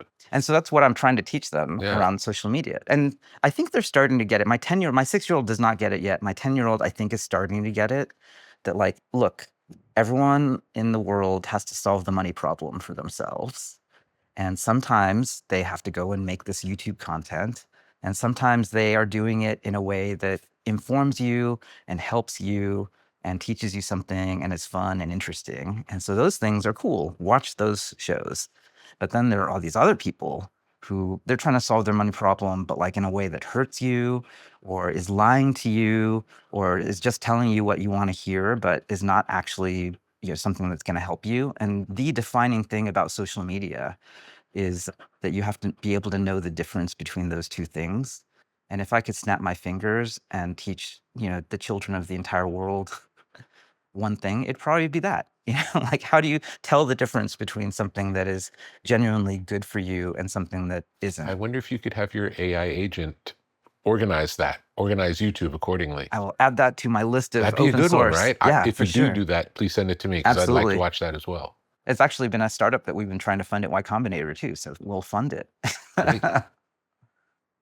Yeah, social media is so powerful and it's scary.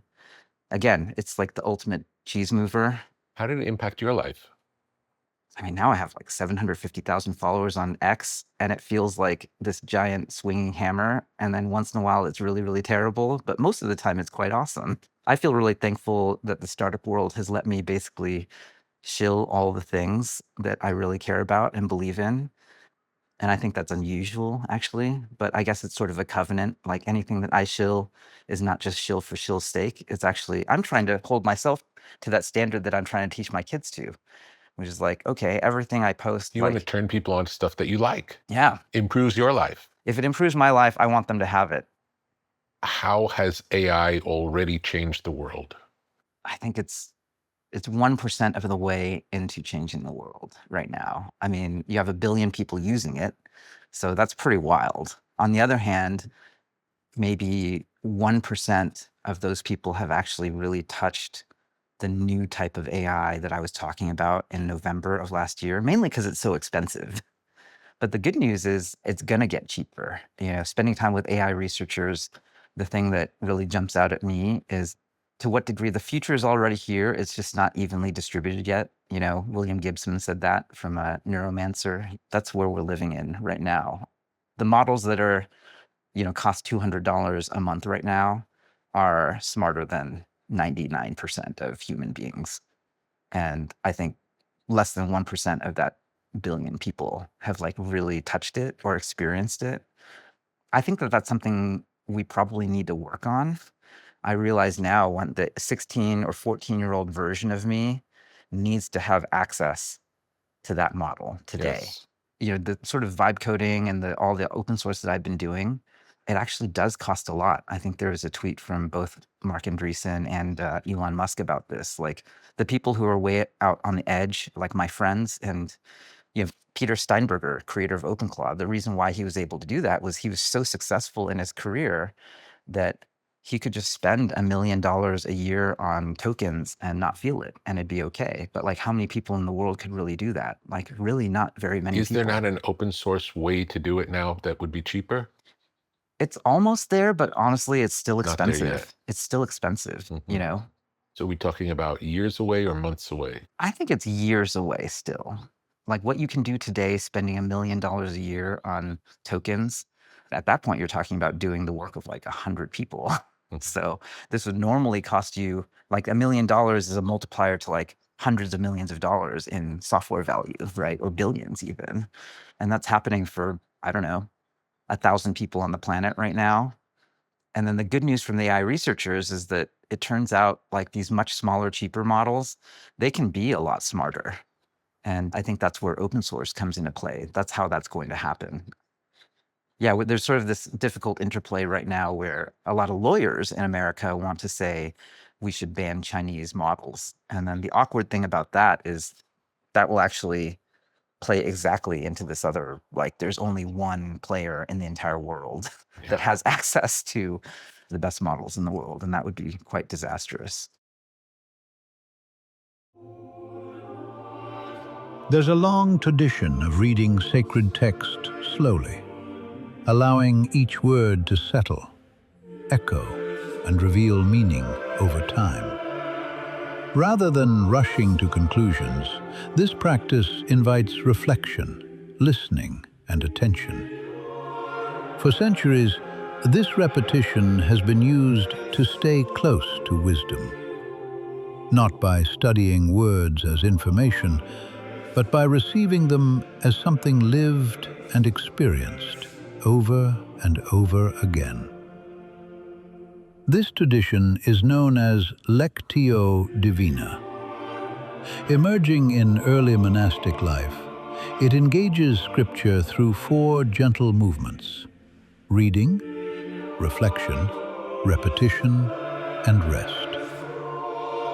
A short passage is read, a single phrase is held. Silence becomes part of the practice, creating space for insight to surface naturally. Lectio 365 brings that ancient rhythm into the present moment. Designed for modern life, it offers brief, guided scriptural reflections throughout the day. To begin with intention, pause at midday, and wind down at night. The readings are less about information gathering and more for returning to wisdom again and again, letting familiar words meet new moments. A modern way to keep biblical wisdom close, quietly present, steady, and alive within everyday life. Lectio 365 is a free resource. Find inspiration there, now and always. Learn more at lectio365.com.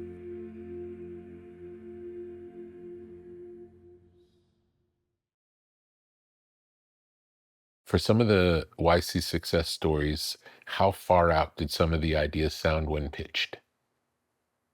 I mean, Bitcoin, I think Coinbase clearly was. I mean, DoorDash seemed kind of crazy. Airbnb was probably the most famous one. Brian Chesky's on my board now.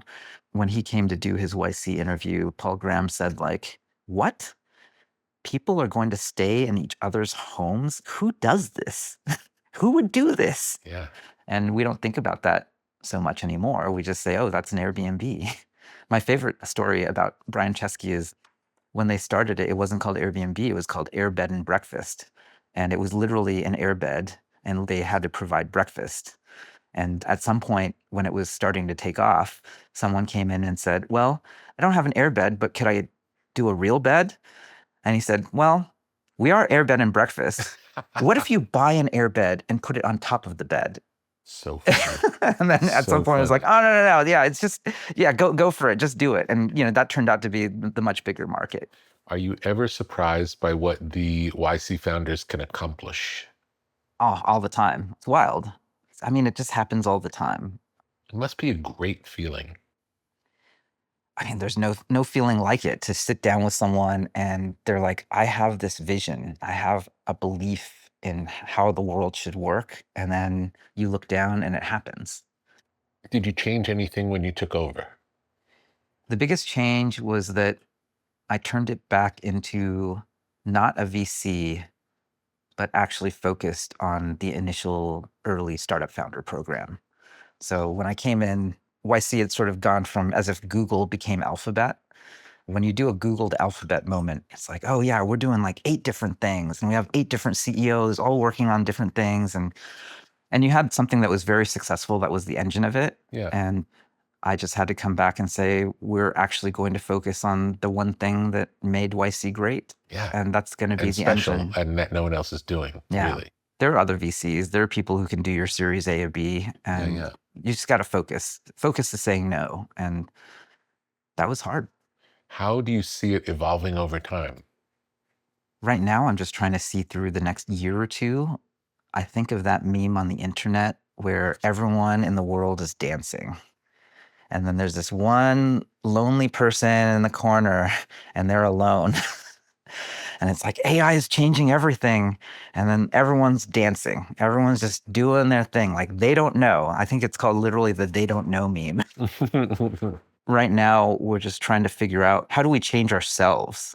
We always built software to make YC awesome. That when Paul Graham first started taking applications, he famously made his own software. You would go on the website and he made his own web app that would allow them to review thousands of applications. And now we're sort of in that next moment, going back to this AI tutor that will teach you how to vibe code. What if it also helped us figure out and identify the people who should get $1 million token grants? That'd be great. I mean, that's what we're asking all the time. Basically, we're here to try to help the people who are like us from when we were 18 to 30 or whatever, just earlier in our careers. How do we actually find those people and help them? And what would that look like today? And that's currently the plan. It's like, okay, well, everything just changed, and everyone who could be a founder, well, they don't need to raise like $1 billion anymore to build their dream. Like, there are companies right now that have 10 or 20 people making hundreds of millions of dollars a year and soon to be billions. And that looks radically different than some of the wins that I talked to you about, right? They don't, to a T, like if you look at the list of 100 unicorn companies that YC has funded since 2005, there's something about getting to scale and having customers that forces you to have thousands and thousands of employees. Until now. Yeah. And then the thing is, some of those are really, really inefficient. Going back to like the Siri or even Meta glasses analogy, you look at those organizations and they have like tens of thousands of people. It's like, why? And those people are really smart. Are they actually applying their brains and horsepower to like things that are real, or are they going to have like really nice sashimi at lunch and it's sort of adult daycare? And Yeah. that's not bad. I mean, honestly, these are amazing jobs. I have a lot of friends who are in those orgs, and those are incredible jobs. But I also look at what they could be doing and what society like desperately needs human beings to do, which is to be even more in service to one another. How does that happen? How do we make that happen? And my fear is that society, built as it is, locks people away into default paths, like just become a management consultant, go get your MBA. This is safe. You'll get your pension. You'll have your nice vacations, drive your BMW. There's nothing wrong with that. And that's a great life. And I want more people to have that. But on the other hand, There's so much more. God gave you this brain and God gave you these senses, and we can do so much. And how do we do more? Like, how do we serve each other more? Surely technology is not a bad thing in that. It is a way to solve more problems for one another. And so I am like super pro technology and super pro markets, because that's how I sort of square the circle. Tell me about your relationship to machines. I love machines. I guess my ideology is that it does seem like humans came out of the bush. The reason why we get to sit here and sit in a beautiful place and talk about ideas instead of subsistence farming someplace is actually technology. It's fire, it's the wheel, and it's the personal computer, and then the internet. Like this is sort of the unbroken chain. And it's not just machines. Would you call a book a machine? It's a tool. It's a technology. Yeah, it's a technology. There was this very influential documentary I saw on PBS called The Machine That Changed the World. It's like 1995 WGBH Boston documentary about the personal computer. And in it, it talks about that's what the computer is. It's an infinite book. But prehistory is before we could write stuff down. And it's lost. It's lost to the sands of time. Like we have no understanding of how people lived and what people did and what they cared about until we invented papyrus and writing and the book. And then it accelerated with movable type, it accelerated with Gutenberg.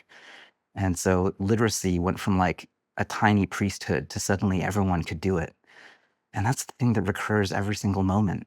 That's what the personal computer was. And then that's what the iPhone and the mobile revolution, we didn't get to talk about that yet. It's like social media happened. Yeah. And what's funny is Facebook almost died because it almost missed mobile. Instagram happened and Facebook had to buy Instagram because Instagram would have killed Facebook. Instead of Zuck. Facebook was a desktop application originally. Yeah, it looked like bank software, Yeah. And Kevin Systrom could have been Zuckerberg, but he sold too early, which is kind of crazy. That's sort of the history repeating itself. The internet computer, it's the paperback computer, suddenly the internet connected computer, suddenly the iPhone, and then now AI, like the intelligent computer. It's accelerating. It's happening faster and faster. And I think that that's awesome. Like, I guess my personal story is that technology gave me everything that I have. And now I want everyone to have that. Yeah. And for me, it's like you had to join a priesthood, right? You had to study algebra. You had to get straight A's. You had to get into Stanford. I mean, I did anyway. Like that was like my light at the end of the tunnel. Yeah. But like my kids, like I want them to do that. But I want them, not because I want them to go into the top college. It's because I want them to love the knowledge itself, right? And like where we're going, I don't know if we're going to need college per se. That was the old post-industrial, like sort of 20th century version of everything. Like, here's your lane and like go down this path and like don't ask It feels like questions. those lanes have broken down. Yeah. But we have to come up with a new path. Would you say you're an optimist in general? I think I have to be. Yeah. I'm a techno optimist. I definitely believe that technology can and should serve other people. Yeah. And then where it doesn't, it's really not a technology problem. It's probably a broken markets problem. Literally, why can't I have good Siri? It's because Apple won't allow a market to exist there. And we spend a lot of time in DC and in Sacramento right now trying to fight for that. Like, we need people to be able to start new things. And then any of the seams that are broken are obvious. It's like Siri is a perfect example. It's like the smartest AI has been around since November of last year. And Siri could be that smart. But is it that smart? It is not. And why? There's no market. Like, nobody created open access. And so we're using the most beautiful devices in the world, and they're horribly crippled and they're broken in a way that it should not be broken. Tell me about big tech versus small tech. Yeah, little tech. I think basically Siri in a nutshell is exactly that. Like, we funded a company called Beeper. My former YC partner, Eric Mijakovsky, started that. It had a very simple vision that you should be able to have a single messaging service that is a superset of all of them. So iMessage and WhatsApp and Signal. Like, Great idea. why do we have Simple. like 5 or 6 different apps? Like, we should have one app. But he ran headlong into there's no market for it. Apple says no, and Meta says no. And why? For the good of the company, not Yeah. for the good of the people. And it sounds like a good open source thing to make. Yeah, totally. The thing is, like, you can't even make it in open source, because even if it were open source, if you're using Apple, you have to jailbreak it, right? And is that legal? I think the DMCA actually has jailbreak rules that do say that you're allowed to do it if it's on your own device, but they make it intentionally hard. So as a result, the best technology that we could have, we do not have. For what reason? For profits by big tech. And I think, like, at the margins right now, it doesn't matter. But like, when you're talking about AGI and ASI, like super intelligence is here, I think it starts to matter a lot. There's a really big debate happening in startups right now that I think is very interesting. And I hope we have an answer for it. And that is the OpenAIs and the Anthropics and the Googles and DeepMinds of the world. They have the world's smartest frontier AI. And then the big debate is, are they going to be open ongoing as these models get smarter and smarter? It is possible for the access to the models to close. And then once that happens, what does it mean? Does it mean that I have to choose? I'm an anthropic person. Do we end up having these vertical walled gardens? I mean, that's sort of what we have now. It'll just be a lot worse. Yeah. Like, today you have a green bubble, blue bubble.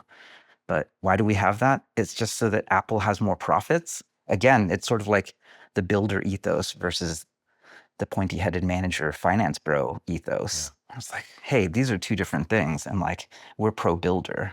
And if the builder wins, it means the best technology gets in the hands of people faster. And it also means little tech can thrive.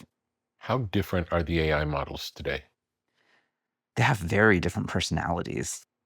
Would you use one for a particular job and a different one for a different job? Definitely. Yeah. Claude Opus 4.6 is ADHD CEO. So he's really fun, like million miles per second ideas, really gets you, like really vibes with you. And then he actually like talks out both sides of his mouth sometimes. And, he hallucinates and then can't keep track of like really detailed things sometimes. But that's because his mind is going a mile a minute. And then Codex from OpenAI is sort of like the almost nonverbal 200 IQ savant. And so you're not going to get what it's trying to say. It doesn't really understand you either, but it's a machine intelligence that is raw smarts. And so one of the things that I use is I mainly talk to Claude, and I use Claude Code. But then in my GStack skill, I can go Codex, and then it sends it off to Codex, my 200 IQ friend. And when I have a problem or it gets stumped or Claude just can't figure it out, it calls in its 200 IQ autistic buddy. And so, yeah, in a nutshell, Claude is ADHD and Codex is autism. And every one of these models has like a very different personality. Like Yeah. DeepSeek, I've discovered, is the conspiracy theorist. It's like you give it something, it's like, hey, did you notice this thing? It's like fascinating. That sounds really fun. Yeah, it's really fun. I mean, everyone has a very different personality, and that's a good thing. Like, I think having multiple models, it's sort of like iron sharpens iron. Yeah. So I want as much diversity there as And possible. Grok started much later than the others. Is it able to catch up? I hope so. I mean, I want more competition, but a lot of the people who built it have left. Mm. So, I want it to win. Like, I want as many options as possible. And Elon has all the GPUs. And so, the interesting thing is, can he retain the people? And the thing is, like, there's always more smart people out there who could come and make that work. So, I mean, I'm rooting for them. The surprising thing is, like, the APIs, like, they don't push the APIs very much. I think they're just like trying to speed run their way to ASI directly. I guess you'll see that also with their robots. Like, they're sort of vertically integrated and probably as advanced as anyone, but we haven't seen the usage yet. So, Yeah.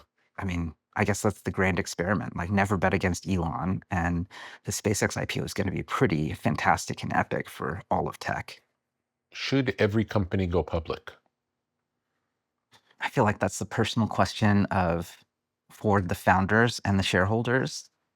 I guess what I'm seeing, though, is if you have built something valuable, there's a lot of secondary. Like, people will just come and buy it, and the difference between public and private is pretty subtle. If anything, I think that normal people should be able to buy private shares. That would probably open things up quite a bit. Is that possible? It's kind of hard. You have to go to things like Forge Global or AngelList or all these different like ways to buy private stock. It's kind of hairy. Sounds like a good idea, though. Yeah, a lot of people are doing it, and then more people probably should get access. I mean, our family recently bought a little bit of Anthropic on secondary, and then the joke among very smart people is, great, if you bought a little bit of secondary in Anthropic, it means you get to get upgraded to the level 2 bread line with the other Anthropic directors. Going from level 3 to level 2 is a big deal in the future AGI world. Does big tech do everything they can to prevent little tech from existing? I don't think it's personal. I think capitalism means that you're supposed to go out and fight really hard.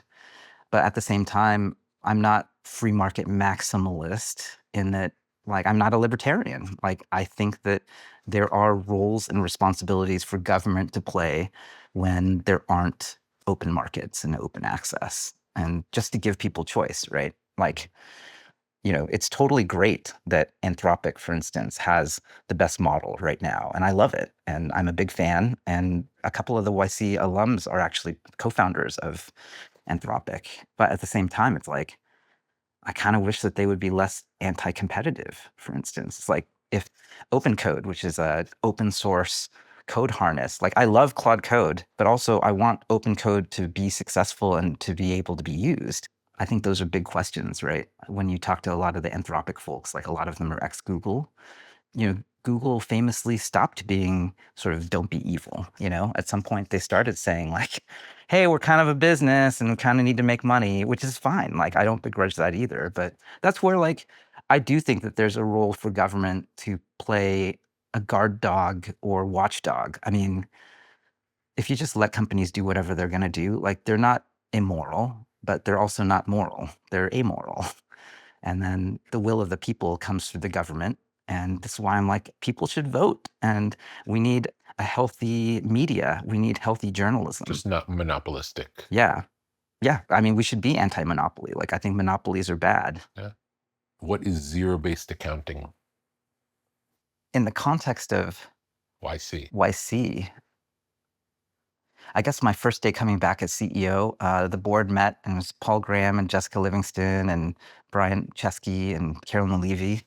That's sort of the board of YC and me. And the number one directive I got was like, what does YC 3.0 look like? YC 1.0 was under PG, YC 2.0 was in SAM era, and then YC 3.0. Let's do zero-based accounting. Like, let's figure out if we were everything that we do, would we choose to do it again today from zero? And so that's what we did. And I think every organization probably needs, especially at sort of a leadership change like that, it's worth doing. If we're going to change, we need to change as much as we can right now. Not just rest on the laurels of what happened in the past. Yeah. Like a restart. Oh, yeah. How do you refound the company? That sounds great. It was fun. I mean, it's been fun. Sounds like a fun mission for you. It was insane to see because, this thing changed my life. And then now we're rocking and rolling. Like, we're ready to meet this AI thing head on. How important is it to know the history of the category that you're going into when you're starting a new company? If I go by the Airbnb example, maybe not so important, but as you're in it, you have to learn everything about it. In fact, there's an essay about it called Schlep Blindness. If the founders of Stripe knew how much work and how terrible it would be, They wouldn't have done they it. wouldn't have started. So, and that's probably true for a lot of creative endeavor. Like almost anyone, if they knew that they had to go through the shit and you spent too much time thinking about the shit, you'd probably just choose to do something else. And honestly, like starting a company isn't for everyone. Maybe that's probably the biggest myth to dispel, that should everyone start a company? Honestly, like that's like asking, like, should everyone become a musician? Should everyone become X, Y, or Z? And the answer is no. There's no one size fits all profession for someone. Yeah. And then some of them are so hard, like founder, that you better know that that's the only thing you could do. Otherwise, you'll go crazy, because on every other day, you're going to say, you know what, this is too hard and I'm out. How much has vibe coding changed things? I think we're just starting to see it. The wildest thing right now, though, is to what degree people have not changed their view. Like, I'm taking a lot of attacks from really smart people, like really smart systems engineers who are really well respected. And then what's funny about it is some of them attack me by name, and then I go and look at their open source projects, and I don't see any movement. They're progressing at the same pace that they were progressing a year ago, 2 years ago, 5 years ago. Yeah. And after I get some launches done, I think I'm going to go into those open source projects and I'm just going to drop some PRs on them. in programmer terms, it's like, I'm just going to give them a free gift of like tens of thousands of lines of fixes to like their software. And I think I should actually just give them a gift and then see if they understand and accept it. And if they don't, that's okay. The engineers who hate vibe coding and AI the most are the people who would benefit the most from embracing it. Has anything come through YC that is hardware-based as opposed to software-based? Oh, a ton. Yeah. I mean, Stoke Space, for instance, is probably going to be alongside SpaceX with one of the, reusable rocket technologies soon. Astronis is actually a competitor to SpaceX, which is fun. Like, they're providing internet access. I think many Southwest flights now have internet from Astronis. They're a competitor to Starlink. Yeah. So yeah, what's funny about it is I both respect the heck out of Elon Musk. He came to speak at Startup School last year, and that was awesome. I also think that we need 100 of those guys or gals. I mean, I think that we need hundreds of people who get back in the saddle and then try to solve the biggest, hairiest problems for humanity. And we need a lot more of it. And so if I look back on this age of YC, that's probably the big, hairy, audacious goal for us. How do we not just create new software businesses that solve the money problem for people? How do we actually literally create new global companies that make cool stuff, that make the coolest things in the world, right? Yeah. Some of it is like actually about giving really great engineers a lane to do their best work. Like, I think a lot of people don't want to work on bank software. A lot of people don't want to help people click on ads. Yeah. A lot of people don't want to be lawyers. A lot of people want to do something that's really, really meaningful. And then I think our organization needs to figure out, how do we help them do that? Yeah, there is something different about a physical object that you can circle and that you can touch with your hands that's just different than a great app. Oh, yeah. And we're coming into that. The interesting thing is, a lot of the reason why it's hard to do that is actually not enough AI and not enough software. So it's sort of fractal. I mean, Palmer Luckey from Anduril talks about this. And I imagine 3D printing is going to help as well. Oh yeah, definitely. So I think we want to accelerate all of the things. Yeah. I mean, the next thing is pretty clear. It's going to be robotics. And then we need to build stuff again. We Yeah. have a company called Knox Metals that is helping American companies get access to metal instead of like having to pick up the phone, for instance. What does get access to metal mean? I don't know what that means. Oh, literally, like if you needed a giant roll of aluminum, how are you going to get it? Today, you still have to pick up the phone and then you get gouged and things like that. We need a whole American supply chain Like for an manufacturing. ecosystem for supply chain. Oh, yeah. That's cool. Yeah. It's interesting because we're playing a role in that. This is where government and regulation actually has a big role to play. Knox Metals is a marketplace for giant rolls of aluminum or whatever kind of metal you want to buy. Yeah. But there's a cabal. There is like a small set, an oligopoly of brokers for that type of stuff. And they started freezing Knox Metals out. And then this is where like social media is interesting. This isn't a bad thing. This is speaking truth to power. That founder went to Twitter, started posting about it. And then through our connections, Luther Lowe is our head of policy. We have a full-time person in DC, and he knows Gail Slater, who's sort of the part of the antitrust watchdogs of DC. And all she had to do was take that post and post an emoji. And then, you know what? All of the anti-competitive monopoly stuff went away for Knox Metals, literally overnight. So it's funny, people in tech are afraid of government. People are worried about its impact, but it's like government is something that can be used for good. Fundamentally, It it's would be supposed incredible if it was the case. to. Yeah.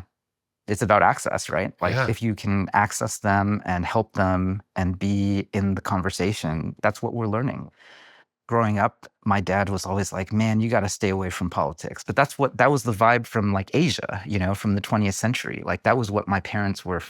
My grandfather, for instance, he ran silk factories in Yunnan in southern part of China, and then they were seized and the family had to flee. 8 brothers and sisters had to flee to Burma. And my grandfather rebuilt that business in Burma, and then it was seized again by the military junta. Wow. And my grandfather died in Burma, but all 8 brothers and sisters made it to Canada and the US as immigrants. And so there's a long history of like America is the place where people who want to create and build come here. Like immigration is a part of this story, and it's a beautiful one, and we got to preserve that. And we also have to preserve the ability for people to create new businesses in America. And for that, we actually also have to preserve the idea that starting a business is not bad or evil, but noble.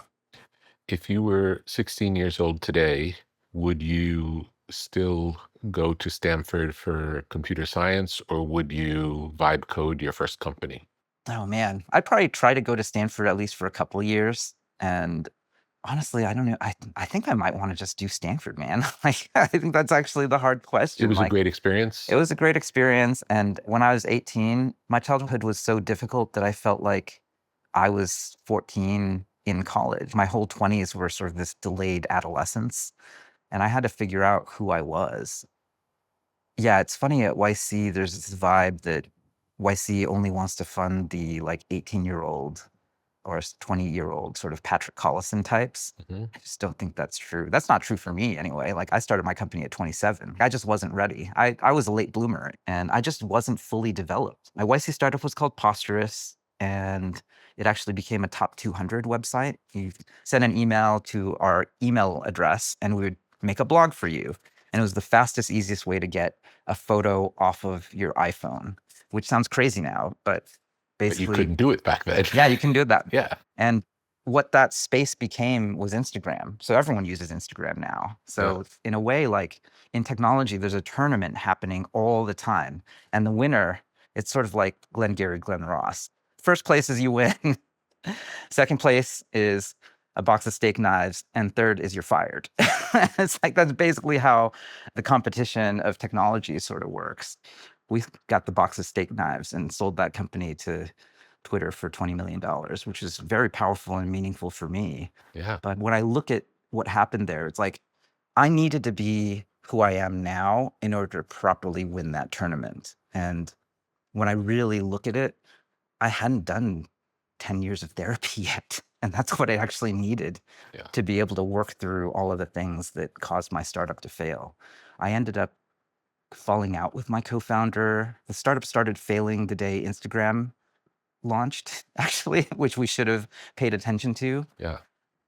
And then I just wasn't developed as a full human being to be able to go to my co-founder and say what was going on for me. Mm. I just ate it. He had a really strong idea for what he wanted to do. And I was like, I had read some like advice on the internet about if you want your startup to succeed, you better be a really good co-founder. You're a co-founder. And I read that and I thought like, oh, that means that I should self-abandon. That I should just do whatever he says, right? Yeah. I was like, no, are you serious? Like, I was 30 at the time, and I wish that I could go back and like shake the me of that time, but I just wasn't ready. Like, there are all these unexamined demons from my childhood. I sometimes wonder if I'm making the same mistake too. I might be, just by coding all the time right now. Back then, I was like the hero engineer. Like, I just wrote all the code. I did all the design. I even like kept the servers up, which was very inadvisable. And then now, after a lot of therapy, I realized, oh, that's my hero complex. I had to carry my family. My parents were my parents, but like I had to sort of parent them as well. And that's what caused me to be the way I am. But also, it caused me to fail. It caused me to not be able to manage people, not be able to transition, not be able to make the decisions to help my startup. My YC startup in 2008 had a shot. We could have been a contender. And I think a lot about that. If you don't know who you are, or you haven't worked through the things that are really going on inside of you, or how you make decisions, if you're not an integrated person, this stuff all comes out again. I'll just argue the other side of that. Yeah. Sometimes the people who are fully integrated can't go to the inhuman, unrealistic extremes necessary to break through. Yeah. Like sometimes it's because of that damage that you can just keep hammering. Yes. I'm not suggesting that as a choice, but it's just the reality that sometimes it takes that. Yeah, I haven't reconciled that yet. Yeah. I mean, that's definitely true. Yeah. Like when we meet people and they're all the way turned on, it's like that's coming from someplace. It's not always a positive place, but that might be the energy to get over the gap. And then once it works, then they can work on themselves and have time. During the race, you can't focus on anything but the race. Mm-hmm. You're hitting on something very deep, and I'm just going to be super vulnerable here. Like that's actually one of the defining things that I'm struggling with right now. Yeah. Like I have a rage and a fire inside me, and I see it. In my therapy sessions, actually, I go visit that room. Yeah. Like I can visit my 7-year-old version of myself in that apartment filled with beer cans and technical books, and it's tiny and it's a hoarder space. And like I slept on the floor, like we didn't have beds, like we had foam pads on the floor. Mm-hmm. And I can go there anytime. And I can feel the dread of my alcoholic father is going to come home. Yeah. And I don't know who's going to come home. Is he going to be drunk already? Is he going to beat me? Like, what's going to happen? But that's also when people look at me on the internet and they're like, what is wrong with that guy? It's like, what's going on for that guy, Or like they see me with like the very extreme intensity of what I want and what I'm trying to make happen. It's because I can go into that room and I go to my 7-year-old version of myself, and he's in there all the time. And then I bring in a cup, and it's like this radioactive cup, and he just pours out like liquid plutonium. And then I go into my day and I got it. Yeah. Would you say you have a relationship with him where he's not running the show all the time? I mean, if anything, like I'm running the show and I'm using him. That sounds right like now. a healthy relationship. I hope so. That could be your superpower. What do you think? Do you think so? I mean, my therapist is like, man, you need to integrate that kid and like hug him. And then I'm afraid, well, if I do that, will I be able to still do what I do? Mm-hmm. I don't know yet. I don't know what the answer Do is. you feel like he's in any way getting in your way now? Yeah, all the time. Would you say there's a part of you that's self-destructive? Well, I stopped drinking, so that's good. That sounds great. Funny enough, I do have a self-destructive streak. that I am now very, very aware of. But when I was younger, I was like, oh no, I'm fine. I'm normal. Everything's fine. I have this like very extreme control thing.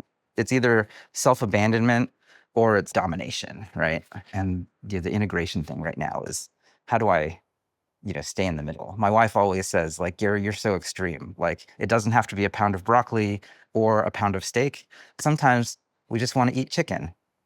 And I'm trying, Yeah. I wonder, just hearing you say it, as long as it's not self-destructive, like you use the word normal, it's like normal is nothing to aspire to. Yeah.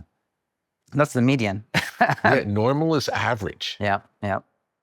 We want to be extraordinary. Yeah. And sometimes part of that is a fire that comes from somewhere, as long as it's not burning you Yeah. or burning the people around you and doing good in the world, having the fire to use for good is really good. Yeah, totally. I guess where it's coming up for me right now, I mean, we're going to get super personal, but I think that it's something that a lot of people who I hang out with actually struggle with, and they'd never talk about it. So Yeah. maybe we need to normalize talking about it. Yeah.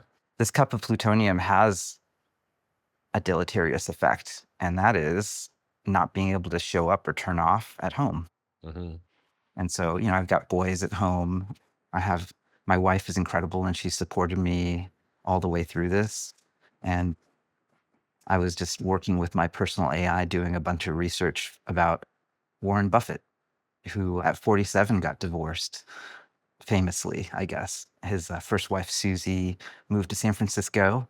And at the time, Warren talked about Susie's amazing, but she doesn't understand the value of compounding. And then years later, I mean, I think recently, maybe like, 30 years after, they didn't get divorced. Like it just was a separation. Yeah. But, in his 70s or 80s, he started talking about like, that was the greatest mistake of my life. Yeah. So I'm 45, I just turned 45. And I guess that's where my head goes. It's like, I'm not that unique. I am. But is it 24/7 always? Yes. Or is it 24/7 always? So you I'm would trying say, to stop.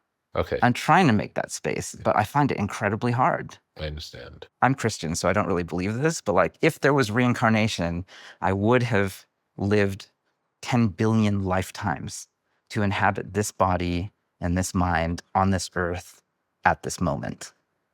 There's like a sense of mission. I see like everything sort of arrayed out, and there are things that I need to get done that like if I don't do them, I'm not sure if they're going to get done. Yeah. How do you sit with that?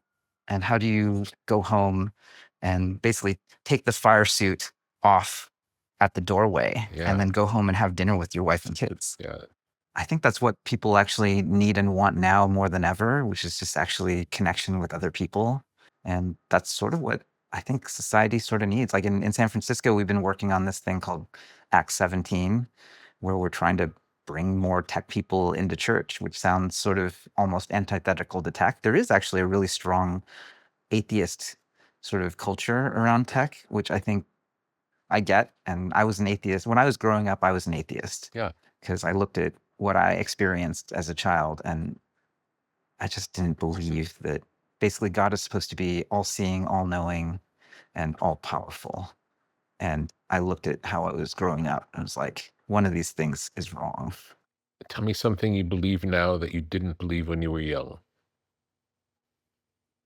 The biggest one, I think, is that, when I was 22 or so, friends of mine were starting a company and they said, Gary, you're at Microsoft. You're the smartest engineer we know. We're starting this company. You got to come and quit your job. And I was like, man, I don't know, man. Whatever you guys are doing, like, I got a job. Okay. It was so hard to get this job. Like, what are you guys doing? They finally convinced me to fly down to San Francisco from Seattle. And I had dinner with their benefactor. Turned out to be Peter Thiel. It was probably within a few months of him writing the $500,000 check to Facebook. And so it's me, my two buddies, Joe Lonsdale and Stephen Cohen, and Peter Thiel. And Peter is like, what are you doing at Microsoft, man? You got to quit your job. I didn't realize this was like a whole shtick that you have to do as an investor or as a co-founder. Is like you're always convincing people to quit their stupid jobs to come work for you, right? And so this was just like one of like 1,000 conversations that he had. But my buddies really wanted me, I guess. So they put him up to saying, I know you never had money, having a job. And I was like, hey, I have health insurance. It's like, I know all that's really important. How about this? Let's make this a zero risk opportunity for you. Here's a check for $70,000 from my personal bank account. You cash it. And this is zero risk. Just quit your job. And I should have waited until after the soup course because I said, no, thank you very much, Mr. Teal. I might make it to level 60 next year. I thought I was going to get promoted, and I did get promoted. But that company turned out to be Palantir, and I turned down something like, I don't know, $2.5 to $4 billion. Crazy. Don't feel bad for me. I mean, it was fine. And I also ended up joining as employee number 10. But I think a lot about like that particular moment where I was like, I didn't believe in myself. I didn't believe that my skills were valuable. I thought that like having a job at Microsoft was like a gift. Yeah. It's not just safe. It was like, oh my God, this is a gift. Yeah. Like society has given me a job. I have a vocation.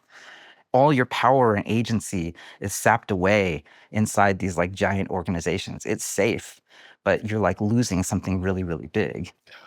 And then the other thing, the bigger thing, I think, was realizing I also didn't know how to value what was in front of me. These were my best friends who I'd built products together with.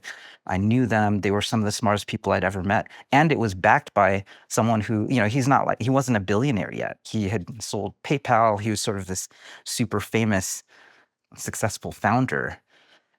But everything was perfect. And I said no. And I asked like, why? And it's because like my whole life and everything I believed was constructed for me by people who now I realize, why was I paying attention to the reporters at the Wall Street Journal at that moment? It's like they are closer to the source, but they're not connected to the source. People who are like you or Paul Graham or like a lot of the people we know, they are in the flow. And like the thing that you read about from media is actually the second and third hand retellings of stuff that the people connected to the source are doing from 6 or 9 months ago. Yeah. And so I thought, oh, well, they're working on enterprise software. That's not hot. I mean, this whole idea of investing or spending your life following what is hot is like, I'm sure, I mean, this must like drive you crazy. I don't participate in that. Yeah, exactly, right? Yeah. Like if you met someone and they're like, well, I kind of want to, make something. I want to make a song that's kind of like whatever they just heard. Yeah. I was like, who cares? Dude, why are you like, that's telling someone else's story. Exactly. What's your story? What's going on for you? And so if I could just go back to when I was 22 and value myself more, and then also realize the whole world is made up and you don't have to take it on authority from media or really anyone, even your mentors, right? Yeah. Like slay your mentors, not literally, but just like, in your mind, no, right? They mean well, but they're sharing their experience from their life. Yeah. And you're on a different path. You're not on the same path as them. Actually, I love it when I'm mentoring someone or like, I don't feel like I'm mentoring. I'm just literally just vibing with people in office hours. And I love it when I'm like, hey, this is like what I see. And they're like, no, you have it wrong. And I'm like, oh shit, you're getting connected to the source. Yeah. I want to actively find people who are like, they're making their own connections and they're like building their own world models of how the world works. It's the best. And that's the most unique, most important thing to encourage in the entire world. And the world does not encourage that. The world says, shut the fuck up. Yeah. The world is like, why are you doing this? In fact, I hear that all the time. They tell me that. But I have learned, actually, like, this is something I have had to tell a lot of founders who are connected to the source and they're doing something. They're making waves and doing things that like scare people, upset people. They give them ego wounds. And for me, like if I could do like a message in a bottle, I'm like, you're over the target, bro. You're over the target. Keep going. Yeah. Like if you've got someone is mad and like you look at it and it's like, there's nothing underneath that. Like they don't have a logic. There's no like first principles thinking about like why what you're doing is bad or wrong. It's just vibes. And they're like, I hate it. And you can't find like something deeper. Then it's, you're over the target, man.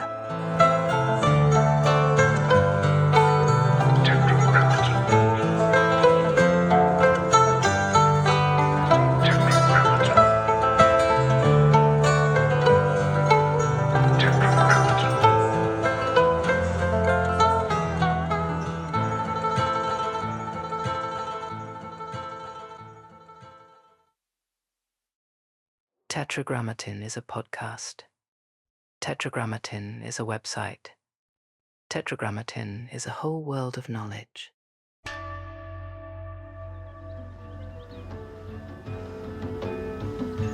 What may fall within the sphere of Tetragrammaton? Counterculture? Tetragrammaton. Sacred geometry? Tetragrammaton. The avant-garde? Tetragrammaton. Generative art? Tetragrammaton. The tarot? Tetragrammaton. Out-of-print music? Tetragrammaton. Biodynamics? Tetragrammaton. Graphic design? Tetragrammaton. Mythology and magic? Tetragrammaton. Obscure film? Tetragrammaton. Beach culture? Tetragrammaton. Esoteric lectures? Tetragrammaton. Off-the-grid living? Tetragrammaton. Alt spirituality? Tetragrammaton. The canon of fine objects? Tetragrammaton. Muscle cars? Tetragrammaton. Ancient wisdom for a new age. Upon entering, experience the artwork of the day. Take a breath and see where you are drawn. Tetragrammaton.com